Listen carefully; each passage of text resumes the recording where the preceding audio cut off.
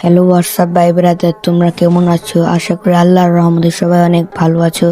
আজকে আমরা troll face কিভাবে ভিডিও বানাই এরকম ভিডিও বানিয়ে তোমাদের দেখাবো। সর্বপ্রথম আমরা ক্যাপকাট অ্যাপ্লিকেশনে ঢুকে নেব। ঢুকে নেওয়ার পরে যে নিউ ভিডিও নামে ওইটায় ক্লিক করে আপনাদের যে ভিডিওটা আছে ওই ভিডিওটি সিলেকশন করে নেবেন।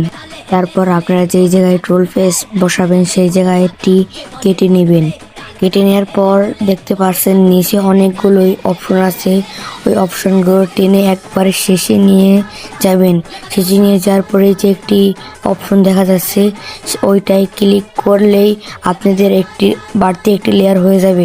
তারপরে এই পরের যে লেয়ারটুকু অতটুকু কেটে দিলেই হয়ে যাবে।